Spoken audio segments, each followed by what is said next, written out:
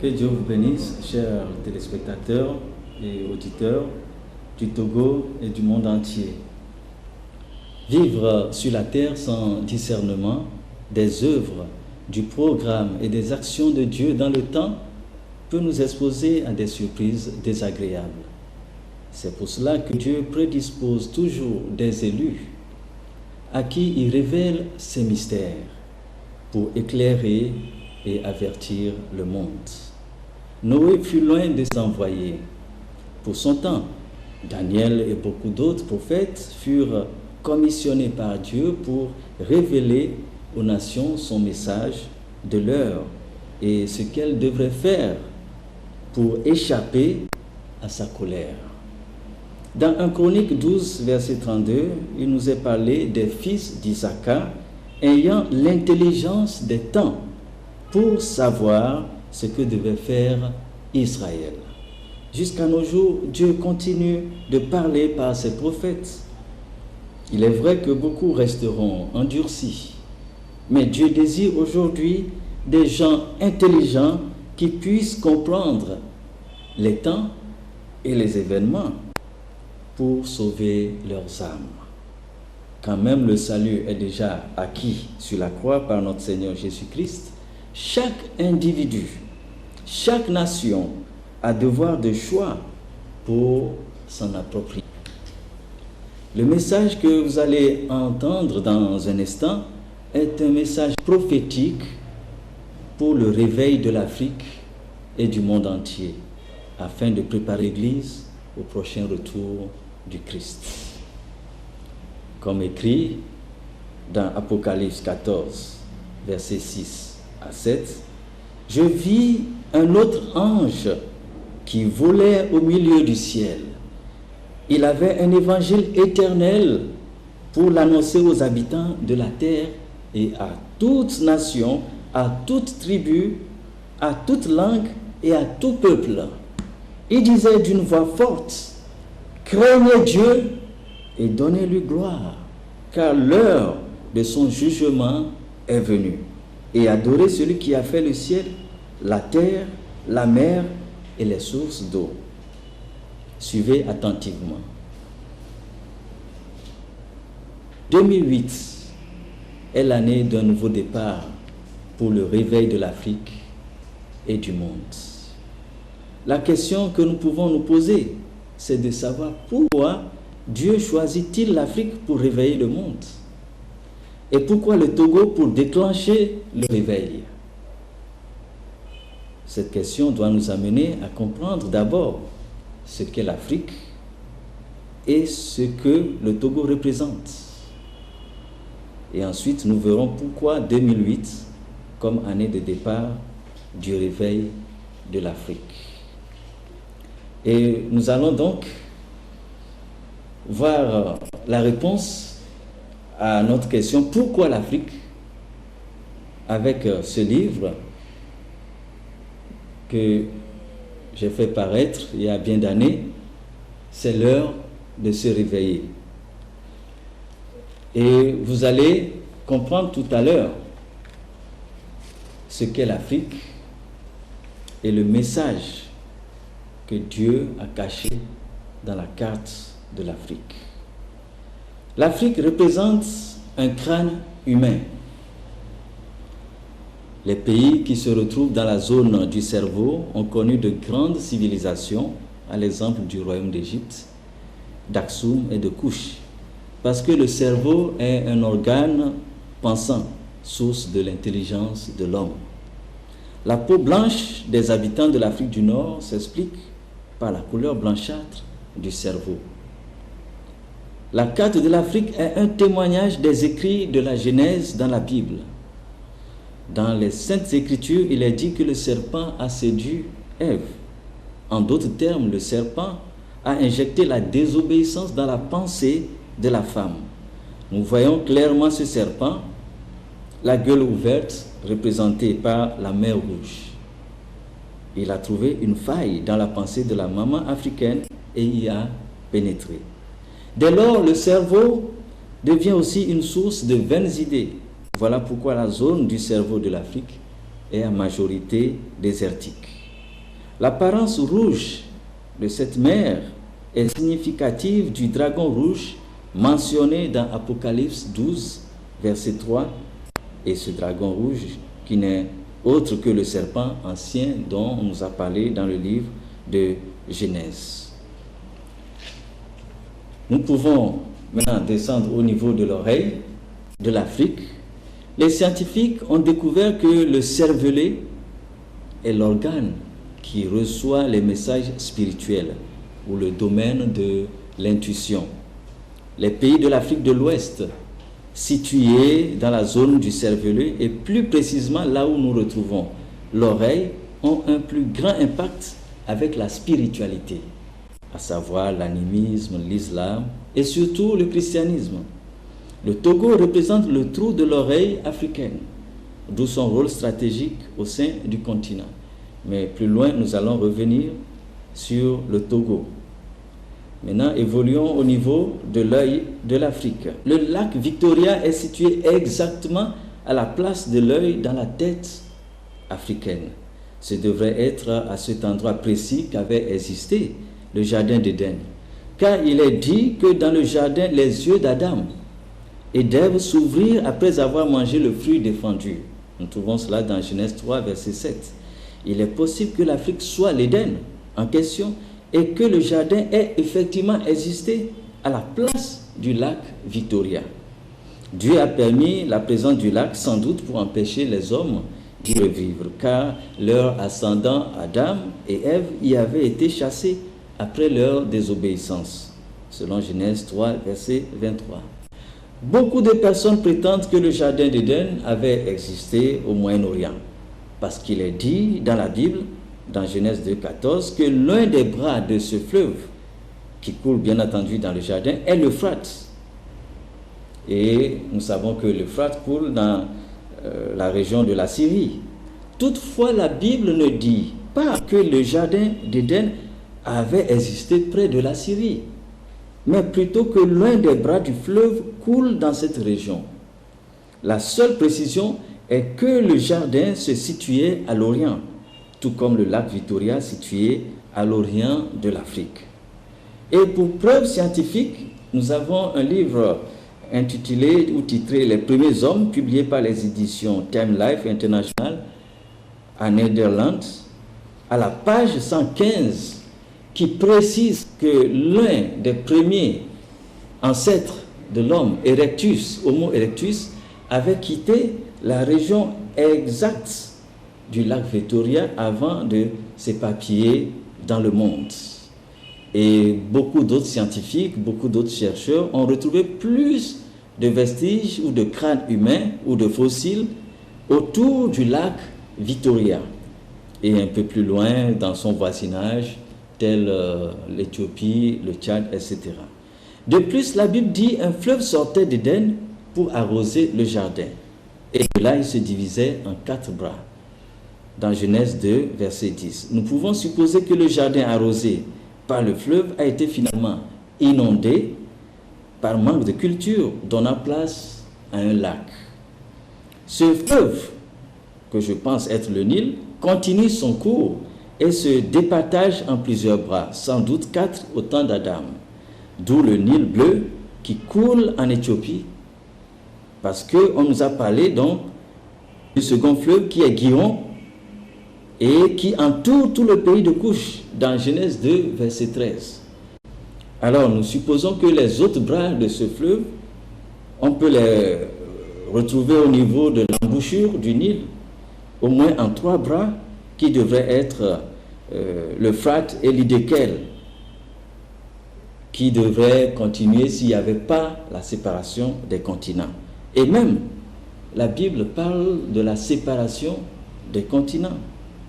Quand nous lisons Genèse 10, verset 25, on dit « Il naquit à Héber 2 fils. Le nom de l'un était Péleg, parce que de son temps, la terre fut partagée. » Donc, on a donné à un des fils d'Héber le nom de Péleg, parce qu'un événement s'était produit en son temps. Et l'événement était que la terre fut partagée. Il s'agit là de la séparation des continents. Donc, ce ne sont pas seulement les scientifiques qui ont expliqué cela, mais la Bible en parle déjà. Maintenant, venons à la bouche de l'Afrique. Les pays qui se retrouvent dans la zone de la bouche ont expérimenté une grande évolution parce que la bouche est l'organe moteur de la communication.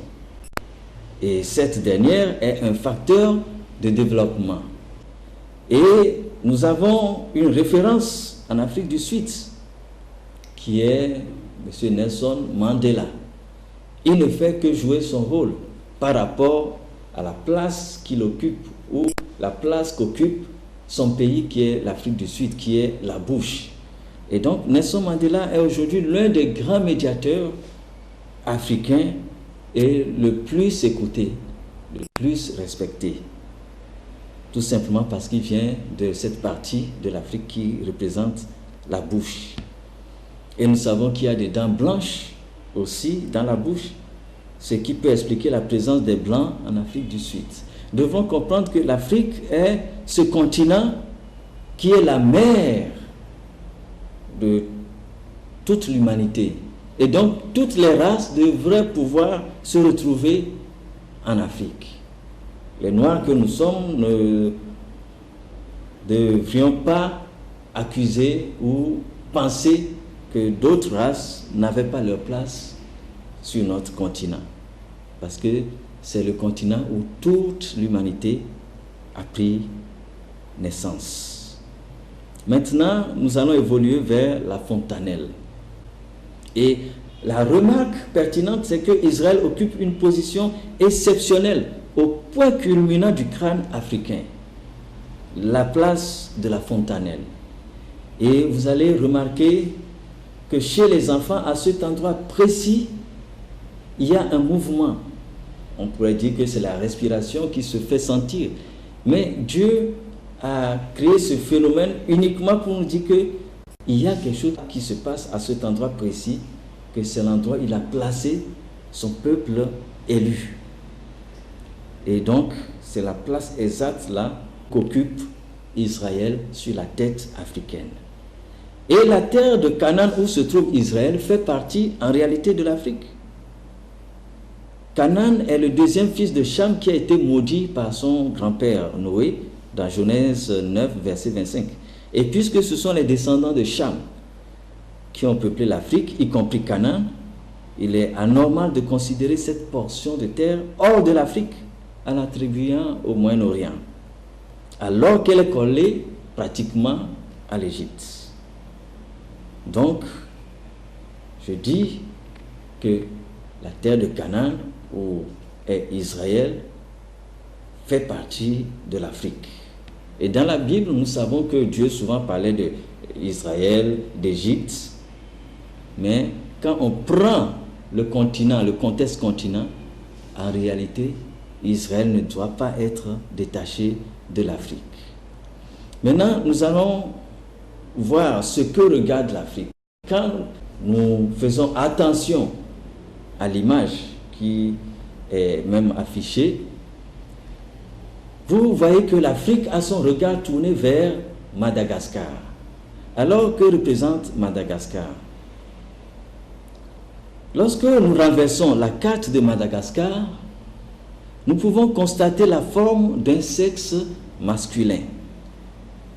En effet, selon la Bible, Cham est le père de l'Afrique. Nous prenons Psaume 105, verset 23. Il dit, alors Israël vint en Égypte et Jacob séjourna dans le pays de Cham.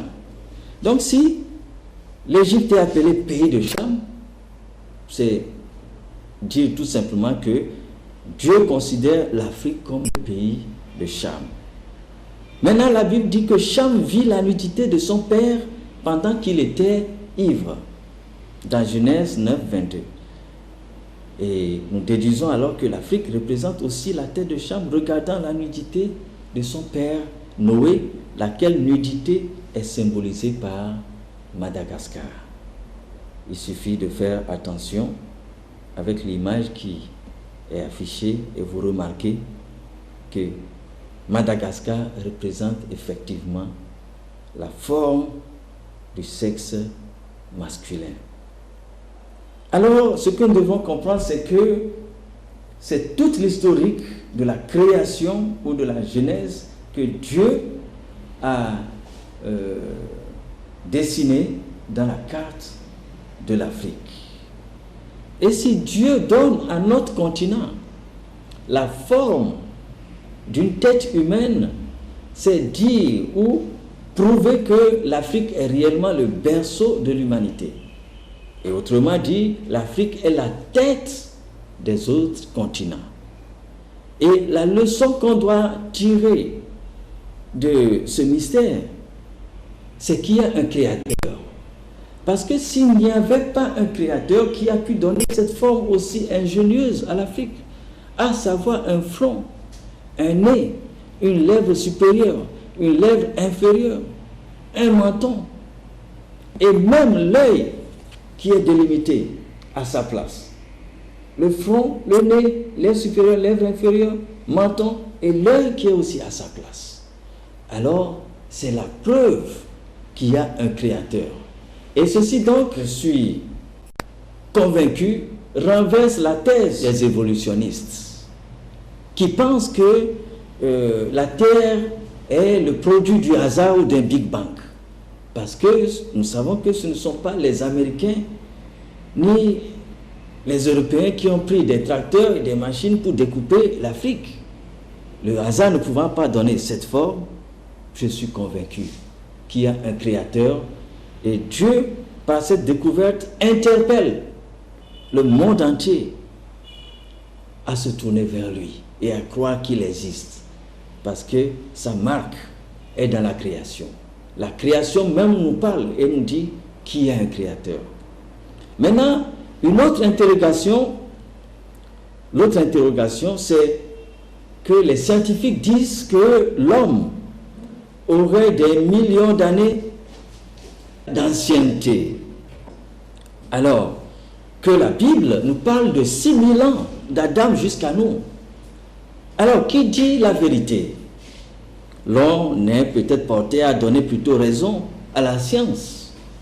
Néanmoins, nous devons savoir que lorsque Dieu a ordonné à la terre de tourner sur elle-même et autour du soleil, notre terre ne pouvait pas tourner immédiatement à la vitesse actuelle de 24 heures pour une journée. Même les moteurs ne tournent jamais dès leur démarrage à leur vitesse accélérée. Nous pouvons comprendre cela d'un ventilateur. Il commence un peu lentement, comme ça, avant de prendre la vitesse de croisière. Ainsi, au premier jour, il est évident que la Terre, qui devrait tourner sans l'intervention d'une machine quelconque, aurait commencé sa rotation très timidement, au point de faire 1000 ans pour une journée. À ce propos, Moïse, qui reçut de la part de Dieu l'historique de la création, pouvait dire « Car 1000 ans sont à tes yeux comme le jour d'hier » dans Psaume 90, verset 4. Si donc les scientifiques refont leurs calculs en tenant compte de ce fait, il est évident qu'ils obtiennent une datation moins kilométrique qui sera l'équivalent de 6000 ans correspondant au calcul biblique. C'est Dieu qui assure la sécurité interplanétaire. La Bible nous parle dans Apocalypse 5, verset 6. Il dit, parlant de l'agneau ou de Jésus, il avait 7 cornes et 7 yeux qui sont les 7 esprits de Dieu envoyés par toute la terre. Ces 7 yeux parcourent toute la terre pour déceler toute anomalie susceptible de causer des dégâts à la terre.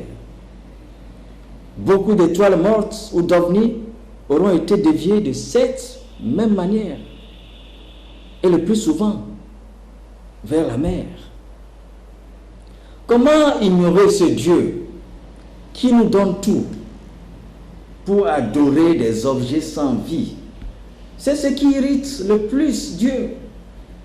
Dans Ézéchiel 20, verset 6, Dieu parla à son peuple.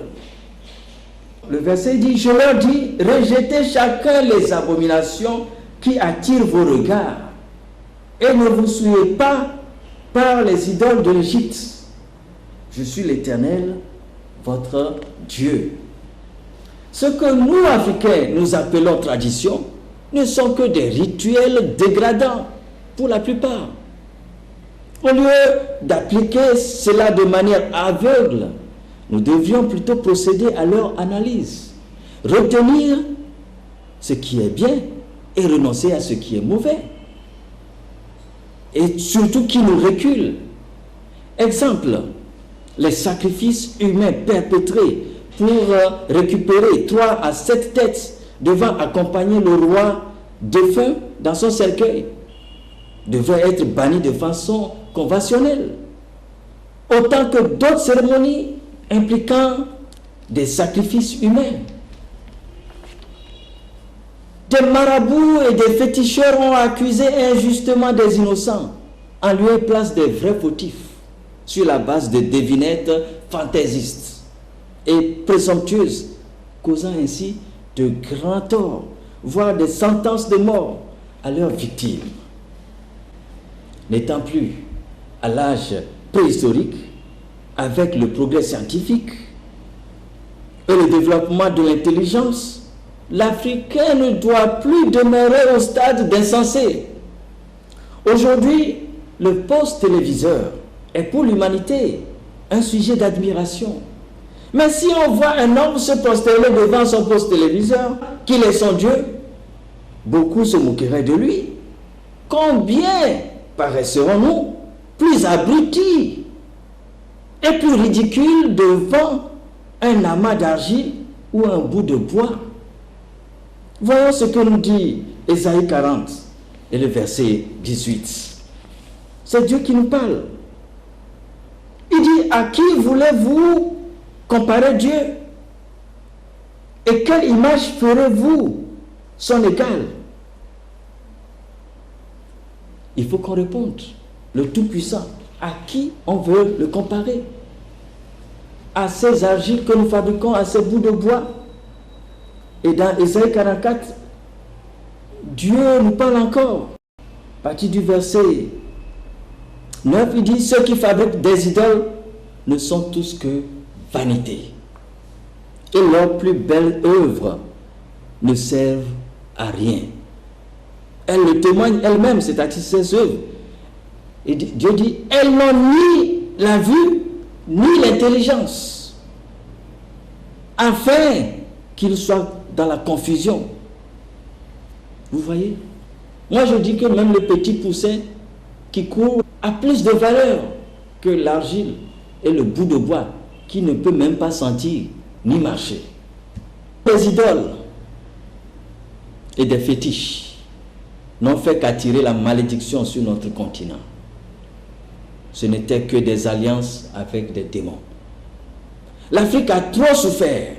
Elle a pleuré sous l'esclavage, sous la colonisation. Elle a pleuré pour l'indépendance. Elle a pleuré des innombrables martyrs. Elle a pleuré ses dignes fils. Elle continue de pleurer l'injustice, l'arbitraire, les conflits, la misère et tout le reste. Faisons en sorte qu'elle ne pleure plus. Faisons en sorte que les démons libèrent notre continent en nous tournant vers le Dieu créateur. Donnons-lui gloire à notre Dieu et bannissons l'idolâtrie. Il faut qu'on se réveille. Dieu nous interpelle. Nous devons nous réveiller. Nous ne devons plus être aveugles. Nous devons nous réveiller. Et quand vous prenez Obama, il vient de ce pays-là qui est juste devant l'œil de l'Afrique, le Kenya, qui est là. C'est une manière pour Dieu de dire: c'est le temps pour nous maintenant, nous les Noirs aussi, d'ouvrir les yeux. C'est pourquoi il a pris un Noir dont le pays est juste devant l'œil, pour nous dire: c'est le temps de nous réveiller. Quelles leçons nous tirons de tous ces événements, de toutes ces interpellations? Nous ne pouvons plus fermer les yeux, sinon la colère de Dieu va venir. La colère de Dieu va bientôt s'abattre sur des pays en Occident. Il y a des villes qui vont disparaître à cause de l'homosexualité, à cause des abominations. et même des églises qui acceptent d'ordonner ou bien de célébrer des mariages entre homosexuels. Dieu va juger.